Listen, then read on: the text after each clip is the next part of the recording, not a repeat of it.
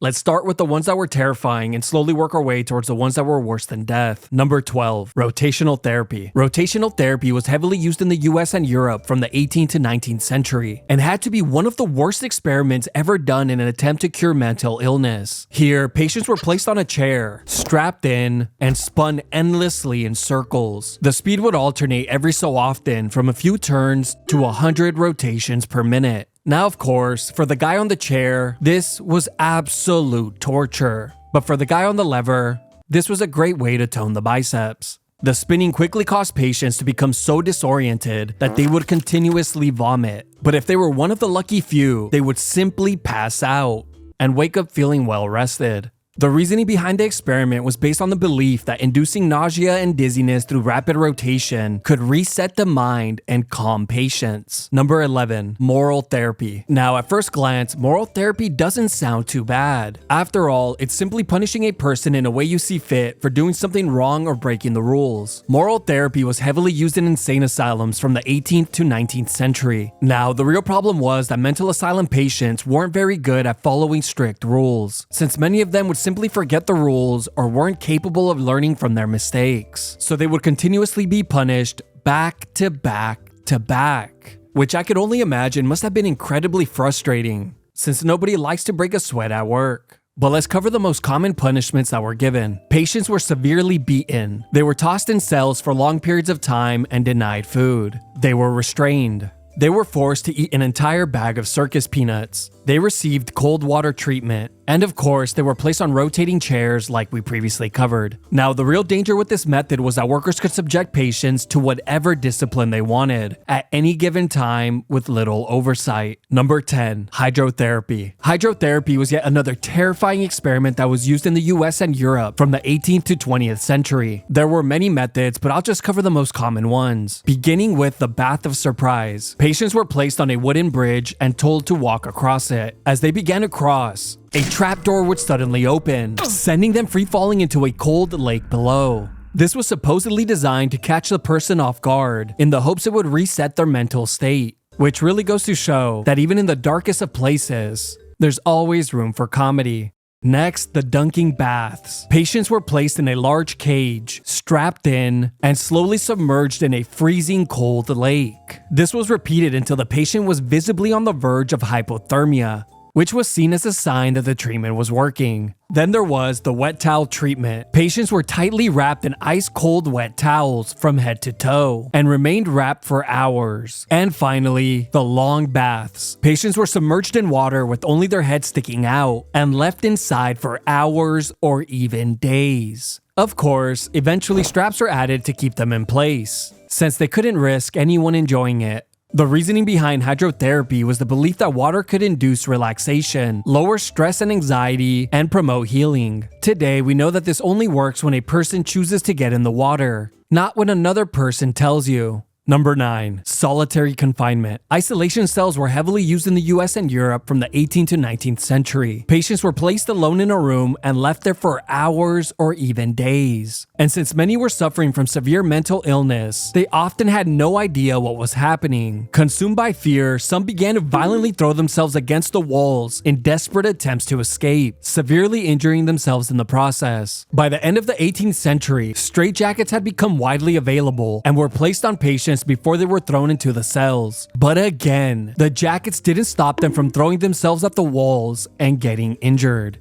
which really showed the workers. Not wanting to be made a fool of, asylums began converting isolation cells into padded rooms, which finally reduced self-injury, and patients could now be left inside more frequently and for longer periods of time. Number 8. Tranquilizing chairs. The tranquilizing chair was one of the most popular devices used in the US from the 18th through the early 19th century. Here, patients were placed in a chair and had their legs, arms, chest, and head tightly strapped down, preventing any movement. The chair was also equipped with a bucket to catch any human waste. A small box was then placed over the person's head, allowing them to see only what was directly in front of them. They were left alone in the chair for a few hours, but sometimes for as long as 7 several days. Dr. Benjamin Rush was the man who invented the device. He believed that insanity was caused by disrupted blood circulation or sensory overload. So by preventing the patient from using their muscles, he thought all blood circulation would redirect to the brain and over time cure mental illness. Now, believe it or not, I was a victim of this method and miraculously lived to tell my story. When I was a kid, I was placed in one of these devices. My legs, arms, chest, and head were tightly strapped down. I vividly remember crying out to the world for someone to save me, only to have a device placed in my mouth, keeping it open and preventing me from screaming. Now, of course, once my teeth had been cleaned, I was unstrapped and let go. Number 7. Restraint Cages. Restraint cages were used from the 19th to 20th century, and they're exactly what they sound like. Patients were placed inside metal or wooden cages for long periods of time, in the hopes that they would take that time to reflect on their behavior or the bad decisions they had made. But the only issue was, the majority of insane asylum patients were not capable of doing that. So instead, they spent their time in the cages, becoming more insane. Here's what the cages look like. Some were a bit larger, allowing the person to take a few steps, while others were so tightly confined that the person could hardly even move. But get this, the time spent in these barbaric cages would depend on the severity of the patient's condition, meaning the crazier the person was, the longer they remained inside. Number 6. Bloodletting. Anyone who's been around my channel should be very familiar with bloodletting, since I covered it in this video, but I'll touch on it quickly here. Bloodletting was one of the most popular and horrific medical practices in history, used in many countries from ancient times up to the early 20th century. Here, patients were poked with a blade to remove the bad blood from their bodies, which was believed to cause illness. The severity of the patient's illness would dictate just how much blood was removed and how often. The worse you were, the more they drained. Since mental asylum patients were seen as very sick, it was recommended to drain them to the consistency of a raisin. But after a few sessions, it became obvious that the patient's condition was not improving. So naturally, doctors came to the logical solution to simply drain more, which of course made things a lot worse, causing even more deaths due to infections and blood loss. Number 5. Fever therapy. Fever therapy was commonly used in the US and Europe during the 20th century. Here, a patient would be injected with malaria to induce a high fever, sending the patient into a thrilling game of life and death for a couple of weeks. Now, if the patient was one of the lucky few who made a full recovery, they would be rewarded with another dose of malaria, inducing fever once again. This was done 8 to 12 times back to back, which means a patient could remain in an endless cycle of high fevers for around 6 months. But as the bodies piled up, doctors were forced to come to the realization that this method simply didn't work. Not because it was ineffective, but because it must have been injected into the wrong body part. So they began to inject malaria-contaminated blood directly into the person's brain. Over 1,000 patients received this terrifying treatment, and sadly, around 15% of them died directly linked to this experiment. The theory behind this was that many diseases were eliminated from the body after a person has a fever, so they figured that mental illness could also be cured the same way. Number 4. Insulin shock therapy. Insulin shock therapy, also known as insulin coma therapy, was used in many countries around the world, like the US, Canada, UK, China, and Korea, from the 1920s to the 1950s. Here, mentally ill patients were placed on a bed and were injected with large doses of insulin, causing them to become hypoglycemic and slip into a coma. But the scary part was that many patients would shake or thrash around so violently after receiving their injection that they would dislocate joints or break bones. After a few hours had passed, the patient would eventually recover and wake up, just to receive another dose the following day. This would continue on a daily basis for months. There was even a report of a patient who received this treatment for over 2 years. Now, surprisingly, many patients developed obesity thanks to glycogen storage disease, triggered by the daily insulin injections, which is just pathetic, transforming their bodies by injecting, instead of achieving it the all-natural way.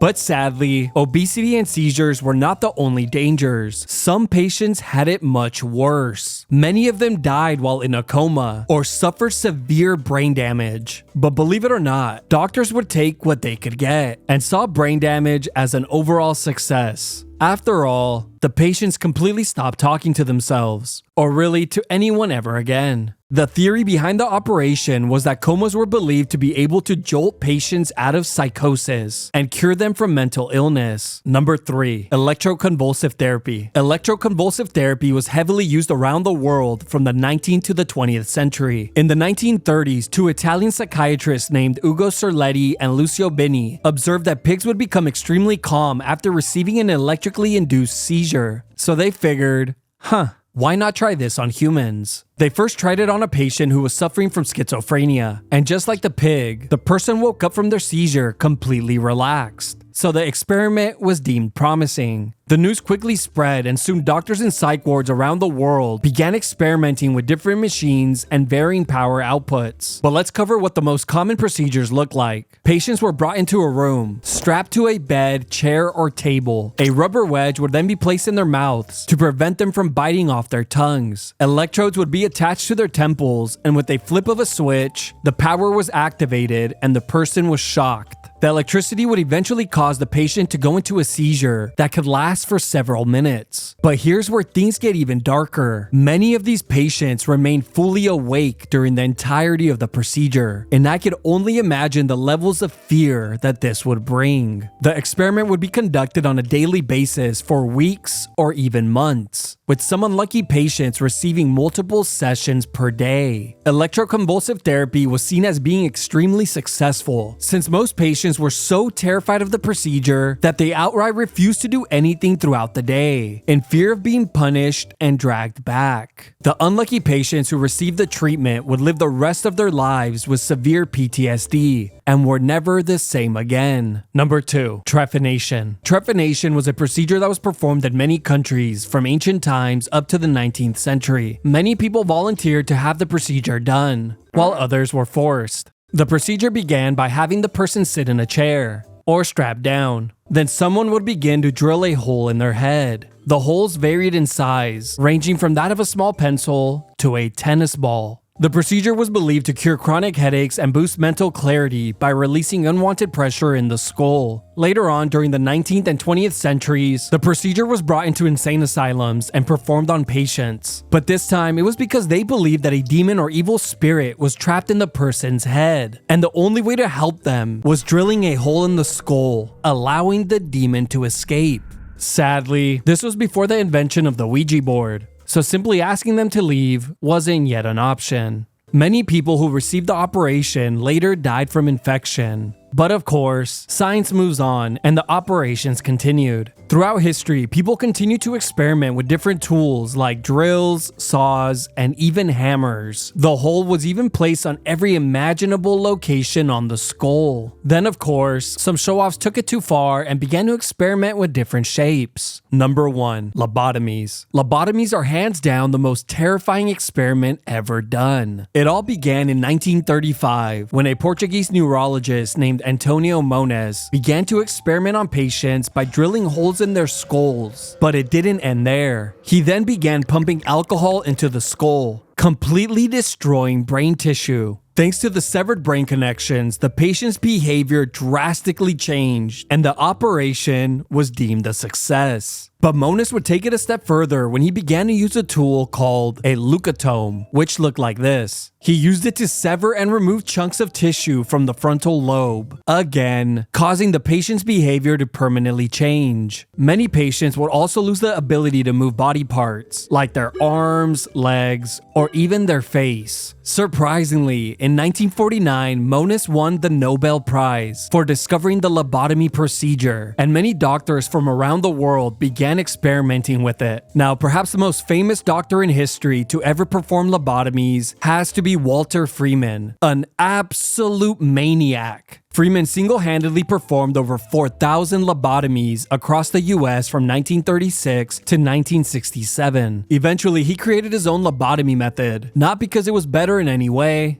but because it was quicker, he called it the ice pick lobotomy, where he would insert an ice pick directly into the patient's eye socket, then hammer it into the person's brain, scrambling the person's frontal lobe. Now, you're probably wondering, how could he possibly know which part of the brain he was scrambling if he couldn't even see? Well, he liked to go by feel. And as you can imagine, many patients quickly died during or after the procedure. But for those who were lucky enough to survive, one thing was certain: they were never the same again, with many losing the ability to function independently. But here's where things get even crazier. Lobotomies became so popular thanks to Freeman's aggressive marketing and miraculous claims that regular people began to seek him out and pay for the operation. But that is a story for another day. In the end, it's estimated that over 100,000 lobotomies were performed in insane asylums across the world from the 1950s to the 1960s, and it remains one of the most terrifying experiments in all of history.